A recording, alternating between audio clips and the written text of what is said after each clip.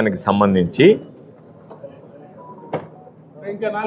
అక్రమ కేసులు పెట్టడం, వైఎస్ఆర్ కాంగ్రెస్ పార్టీకి సంబంధించినటువంటి నాయకుల్ని కార్యకర్తల్ని వేధించడంలో భాగంగా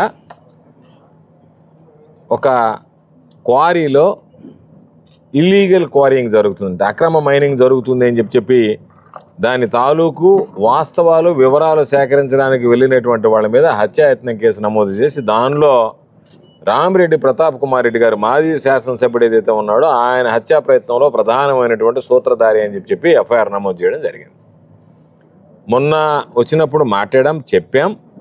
అంటే ప్రతాప్ రెడ్డి మనస్తత్వం తెలిసినటువంటి వాడు, కత్తి తీసుకుని నన్ను వెళ్ళి పొడిచేటువంటి వ్యక్తిత్వం మనస్తత్వం కలిగినటువంటి వాడు అనేటువంటిది ఈ నియోజకవర్గంలో ఈ జిల్లాలో చిన్నపిల్లవాడిని అడిగినా చెప్పేటువంటి పరిస్థితి. కాబట్టి అక్రమ కేసులు బనాయించాలి, ఎక్కడ ఏది అవకాశం దొరుకుతుందా అని చెప్పి వెతకడంలో భాగంగా ఒక అక్రమ కేసును బనాయించడం జరిగింది. దానిలో ఈరోజు పాపం కార్యకర్తలకు సంబంధించి వాళ్ళని తీసుకువెళ్ళడం అండ్ అదర్స్ అని చెప్పి ఎవరైతే స్థానికంగా ఉండేటువంటి వాళ్ళు తెలుగుదేశం పార్టీకి వ్యతిరేకంగా పనిచేస్తారో, తెలుగుదేశం పార్టీ చెప్పినటువంటి వాటి మీద ఏదన్నా సరే పోస్టింగులు పెడతారో, భిన్నంగా వాటికి సంబంధించి చంద్రబాబు నాయుడు ఇచ్చినటువంటి హామీలు అమలు చేయడం లేదని ప్రశ్నిస్తారో వాళ్ళందరినీ ఇటువంటి కేసుల్లో కలపడం, మరి కొంతమంది అని చెప్పి అందరినీ కలపడం అనేటువంటిది ఆనవాయితీగా ఉంది. ఈరోజు నియోజకవర్గానికి సంబంధించిన నాయకులతో మాట్లాడడం. సంతోషించాల్సినటువంటి విషయం ఏమిటంటే దేనికైనా సరే ఈ కావలి నియోజకవర్గానికి సంబంధించి మేమిద్దరం సన్నద్ధంగా ఉన్నాం. కాబట్టి రేపటి నుంచి మరలా చెప్తున్నాం పోలీసులకి, మీరు కుటుంబ సభ్యుల మీదకి గనక వెళితే జిల్లా ఎస్పీ గారితో సహా చెప్తున్నాం, మీరు గనక లేనటువంటి వాళ్ళని, సంబంధం లేనటువంటి వాళ్ళని ముద్దాయిలుగా చేర్చి ఆ కుటుంబ సభ్యుల్ని తీసుకొచ్చి మేము వేధిస్తాము అంటే మేము చూస్తూ ఊరుకునేది ఉండదు. ఏదైనా సరే అటువంటి విషయంలో జిల్లా ఎస్పీ గారు పునరాలోచించాల్సింది. కుటుంబ సభ్యుల్ని తీసుకువెళ్ళి రాత్రులు మహిళలని వేధిస్తున్నారు, పోలీస్ స్టేషన్లో పెడుతున్నారు. ఇది మంచి పద్ధతి కాదు. దానివల్ల అందరం పోలీస్ స్టేషన్లకు వెళ్లాల్సినటువంటి పరిస్థితి ఏర్పడుతుంది, శాంతి భద్రతలకు విఘాతం కలుగుతుంది. దానికి జిల్లా ఎస్పీ బాధ్యత వహించాల్సినటువంటి అవసరం ఉంటుందని చెప్పి ఈ సందర్భంగా హెచ్చరిస్తున్నాం. దోషులుగా ఉన్నారో వాళ్ళ మీదకి వెళ్తే ఎవరు ఇబ్బంది పెట్టరు, కానీ లేనటువంటి వాళ్ళని కేసులో ఇరికించడం, కేసులో ఇరికించి ఆ కుటుంబ సభ్యులను వేధించడం ఆ హక్కు అధికారం మీకు లేదు. కాబట్టి మీరు మాకేదో చాలా అతీతమైనటువంటి, రాజ్యాంగానికి అతీతమైనటువంటి శక్తులు ఉన్నాయి, మాకు అధికారాలు ఉన్నాయని చెప్పి మీరు విర్రవేకకండి. రేపు కాపాడే రోజు గుర్తుపెట్టుకోండి, రాసి పెట్టుకోండి, డైరీలో రాసి పెట్టుకోండి. రేపు ఎవరైతే ఈరోజు మిమ్మల్ని పురమాయిస్తున్నారో వాళ్ళు కావలి నియోజకవర్గ దరిదాపుల్లో కూడా ఉండరు. రేపు కావలి నియోజకవర్గాన్ని అవసరమైతే రాష్ట్రాన్ని విడిచి వెళ్ళిపోతారు. ఈ రాష్ట్రంలో ఉద్యోగాలు చేసినటువంటి పోలీసులు అధికారులు గుర్తుపెట్టుకోండి, మీరు ఇక్కడ ఉండాల్సినటువంటి పరిస్థితి ఏర్పడుతుంది. ఆ రోజు మిమ్మల్ని వీళ్ళు ఎవ్వరు కనీసం మీ ఫోన్లు కూడా ఎత్తారు, మీ ఉద్యోగాలు పోతాయి. అవసరం అనుకుంటే ఈరోజు చేసినటువంటి వాటిని కనుక మీరు అక్రమంగా కేసులు బనాయిస్తే మీరు కూడా జైలుకి పోతారు. కాబట్టి ఆ పరిస్థితి తెచ్చుకోవద్దు. మీరు దయచేసి మీకున్నటువంటి విస్తృతమైనటువంటి అధికారాల పరిధి మించి ప్రవర్తించేటువంటి పనులు చేయొద్దని చెప్తున్నాం. ఎవరైనా మా జోలికి వస్తే మేము మరలా అందరం కలిసి మీ స్టేషన్లోకి వచ్చి ముట్టడిస్తాం. మీరు లాఠీ చార్జ్ చేస్తారా, లేదు ఎన్కౌంటర్లు చేసినా సరే సిద్ధంగా ఉన్నాం. ఏమీ భయపడడం, మా నాయకుల్ని కార్యకర్తల్ని కాపాడుకునేది ఏ విధంగా కాపాడుకోవాలనేటువంటిది తెలిసినటువంటి వాళ్ళం. కాబట్టి మేము ఒకటే చెప్పాం, మమ్మల్ని జైల్లో వేస్తే జైల్లో ఉన్న రోజులు మాత్రం మా గళం మోగబోతుంది. అక్కడి నుంచి వచ్చిన వెంటనే మేము గళం విప్పుతాం. మాకున్నటువంటిది ఈరోజు మా నాయకుడు ఈరోజు మాట్లాడాం. పాపం ఆయన ఈరోజు ప్రతాప్ రెడ్డి లాంటి సౌమ్యుడి మీద కేసు పెట్టారు అంటే జగన్మోహన్ రెడ్డి గారు బాధపడ్డాడు. ప్రత్యేకించి ఆ కుటుంబ సభ్యులు ఏ విధంగా ఉన్నారు వాళ్ళందరికీ కూడా మానసిక ధైర్యం చెప్పండి. నేను కూడా మాట్లాడతాను కుటుంబ సభ్యులతో, అందరం అండగా ఉందాం, పార్టీ అండగా ఉందాం, మీరు అందరూ అండగా ఉండండి. నా మాటగా స్థానికంగా ఉండేటువంటి వైఎస్ఆర్ కాంగ్రెస్ పార్టీ నాయకులు కార్యకర్తలకు చెప్పండి, అందరం అండగా ఉందామని చెప్పి. కాబట్టి ఒక్క ప్రతాప్ రెడ్డి మీద ఈరోజు మీరు అందరూ కలిసి దాడి చేయాలి అనుకుంటే ఈరోజు ప్రతాప్ రెడ్డికి మద్దతుగా ఎంతమంది అహోరాత్రులు కష్టపడుతున్నారు. మేమందరం కూడా ప్రతాప్ రెడ్డి కోసం అరెస్ట్ కోసం కానీ దేనికైనా సరే సిద్ధంగా ఉన్నాం. అనవసరంగా ఒక పక్క మీరు దోపిడీ చేస్తే మీ దోపిడీని ప్రశ్నించినటువంటి వాళ్ళ మీద అక్రమ కేసులు పెట్టడం మీకు మంచి పద్ధతి కాదు అని చెప్పి తెలియజేస్తున్నాం.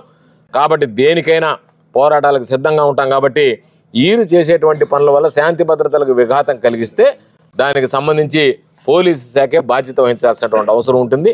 కాబట్టి దాన్ని దృష్టిలో పెట్టుకొని మీరు ప్రవర్తించండి. పొరపాటు జరిగింది అంటే మీ పక్షాన్ని జరిగినట్టు లెక్క. కాబట్టి దయచేసి శాంతియుతంగా ఉండేటువంటి జిల్లాలో రెచ్చగొట్టేటువంటి విధంగా ఎక్కడ కూడా శాంతి భద్రతలకు విఘాతం కలిగించకుండా ఉండండి అని చెప్పి తెలియజేస్తున్నాం. ఈ రోజు జరిగినటువంటి అక్రమాలు, మీరు పెట్టినటువంటి అక్రమ కేసులు అన్నీ కూడా రాబోయేటువంటి రోజుల్లో మా పోరాటాల ద్వారా ప్రజలకు వెలుగు చూస్తే ప్రజలు కూడా దాన్ని గ్రహిస్తారు, గమనిస్తారు. ప్రతాపరెడ్డి గారు, వైఎస్ఆర్ కాంగ్రెస్ పార్టీ జగన్మోహన్ రెడ్డి గారు ఉన్నప్పుడు పరిపాలన ఏ విధంగా ఉంది, ఈ రోజు ఎమ్మెల్యేగా ఉన్నటువంటి వాడు కూటమి పాలనలో ఏ విధంగా పరిపాలన ఉంది అనేటువంటిది బేరీజ్ వేసుకునేటువంటి పరిస్థితి ఏర్పడింది. రాబోయేటువంటి రోజుల్లో మీరు 50,000తో గెలవాల్సినటువంటి ప్రతాప్ రెడ్డిని 1,00,000 ఓట్ల మెజార్టీతో గెలిపించేటువంటి పరిస్థితి వస్తుంది. గతంలో తీసుకువెళ్లారు, పోలీసులు పాపం కొట్టారు, మేము వెళ్ళి మాట్లాడాం. ఈరోజు మరలా ఇంకొక కేసు నమోదు చేశారు. నమోదు చేసి ఆ కుటుంబంలో పాపం వాళ్ళ భార్యని తీసుకెళ్లి హింసిస్తున్నారు. తీసుకెళ్లడం, పోలీస్ స్టేషన్లో కూర్చోబెట్టుకుంటే ఏమి అధికారం ఉంటే పోలీసులు కుటుంబ సభ్యుల్ని తీసుకువెళ్ళి పోలీస్ స్టేషన్లో పెట్టేటువంటి హక్కు అధికారం మీకు ఎవరిచ్చారనేటువంటిది చెప్పాల్సినటువంటి అవసరం ఉంది. కాబట్టి ఇది అందరం కలిసి స్టేషన్ల మీదకి పోతాం. స్టేషన్లో ఉండేటువంటి సిబ్బంది మాకు సమాధానం చెప్పాల్సినటువంటి అవసరం ఉంటుంది, ఏ కారణంగా మీరు తీసుకువెళ్లారనేటువంటి దాని మీద. కాబట్టి మీ ఇష్ట ప్రకారం మేము ఆడతాం. అధికారం మా చేతుల్లో ఉంది, పోలీసులు మా చేతుల్లో ఉన్నారు. కాబట్టి పోలీసులు మా చేతుల్లో ఉన్నారు కాబట్టి మేము ఇదే విధంగా ఇష్టారాజ్యంగా వ్యవహరిస్తా ప్రతి ఒక్కరి మీద కక్ష సాధింపులు పాల్పడతా ఉంటే ఉపేక్షించేది ఉండదు, ఊరుకునేది ఉండదు. మేము నెల్లూరులో ఉంటాం, నాయకులు అందరం అందుబాటులో ఉంటాం. తప్పనిసరిగా నేను ఎమ్మెల్సీగా నా సోదరుడు చంద్రశేఖర్ రెడ్డి గారు ఉన్నటువంటి నియోజకవర్గానికి సంబంధించి అన్ని నియోజకవర్గాల సమన్వయకర్తలు, మిగతా శాసనమండలి సభ్యులు అందరం కూడా మూకుమ్మడిగా ఇక్కడికి రావాల్సినటువంటి పరిస్థితి ఏర్పడుతుంది. ఖచ్చితంగా దానికి సంబంధించి పోలీసులు సమాధానం చెప్పాల్సినటువంటి అవసరం ఏర్పడుతుంది. మరలా చెప్తున్నాం, ఈరోజు పోలీసులు కేసు పెట్టారు. ఈ కేసుతో పాటు రెవెన్యూ జిల్లా కలెక్టర్ గారు కానీ, మైనింగ్ వాళ్ళు కానీ అసలు అక్కడ అక్రమ మైనింగ్ జరుగుతుందా లేదా, ఆ అక్రమ మైనింగ్ జరుగుతుంటే మీరు ఎందుకు గమ్ముకున్నారు? ఈ రోజు కూడా, ఇప్పుడు కూడా, ఈ క్షణంలో కూడా అక్కడ అక్రమ మైనింగ్ ద్వారా ఉన్నటువంటి మెటీరియల్ తరలించబడుతుంది. అంటే అధికారాన్ని అడ్డుపెట్టుకుని మీరు ఇష్టారాజ్యంగా వ్యవహరిస్తే, అక్రమాలకు పాల్పడుతుంటే చూస్తూ ఊరుకోవాలా? ప్రశ్నిస్తే కేసులు పెడతారా? కాబట్టి వీటి మీద తప్పనిసరిగా జిల్లాలో ఉండే అందరి నాయకులు మాట్లాడుకున్నాం. ఇది ప్రతాప్ రెడ్డి విషయంలో, ఒక్కడి విషయంలో ఈరోజు పాపం ఆయన మీద కేసు పెట్టడం, ఆయన ఇబ్బందులు పెట్టాలనేటువంటి ఆలోచన చేయడం, ఆ కుటుంబం పట్ల ఏదో అగౌరవంగా ప్రవర్తించడం, ఇవన్నీ సరైనటువంటి పద్ధతి కాదు. తప్పనిసరిగా ఏదైతే మైనింగ్ ఉందో వాస్తవాలు ప్రజలకు తెలియాలి, దోపిడీ ప్రజలకు తెలియాలి. జరుగుతున్నటువంటి కావలి నియోజకవర్గ దోపిడీ ప్రజలు వెలుగు చూడాలి, ప్రజలు చూడాలి, అది వెలుగులోకి రావాలి. అది సుబహాన్కు సంబంధించినటువంటి మనీ స్కామా, దాంట్లో ఎవరెవరు దోచుకున్నారు, ఎవరెవరు దానికి సంబంధించినటువంటి సూత్రధారులు, పాత్రధారులు ఉన్నారు, ఎవరికి దాంట్లో వాటాలు అందాయి, వీటన్నిటి మీద కూడా వాస్తవాలు బయటపడతాయి. దీనితో పాటు చలో అన్నవరానికి పిలుపునిస్తున్నాం. తేదీని కూడా రేపు ఖరారు చేస్తాం. ఖరారు చేసి నేరుగా జిల్లాలో ఉండేటువంటి అందరం కలిసి వైఎస్ఆర్ కాంగ్రెస్ పార్టీకి సంబంధించినటువంటి నాయకులు, కార్యకర్తలు, శాసనమండలి సభ్యులు, మాజీ మంత్రులు, మాజీ శాసనసభ్యులు అందరం, జిల్లాలో ఉండేటువంటి వాళ్ళందరం అక్కడికి వెళ్దాం. మీడియాని కూడా తీసుకువెళ్దాం. మీరు అవసరమైతే ఇతర అధికారులు కూడా రండి, మాకేం అభ్యంతరం లేదు. అక్కడ ఎంత పరిమితం ఇచ్చారు, ఎంత అనుమతులు ఉన్నాయి, ఏ విధంగా దోపిడీ జరిగిందనేటువంటి వాస్తవాలు వెలుగు చూడాల్సినటువంటి అవసరం ఉంది. కాబట్టి ఇది కూటమి ప్రభుత్వంలో దోపిడీకి పాల్పడుతున్నాడు చంద్రబాబు నాయుడు గారేమో సన్నాయి నొక్కులు నొక్కుతున్నాడు.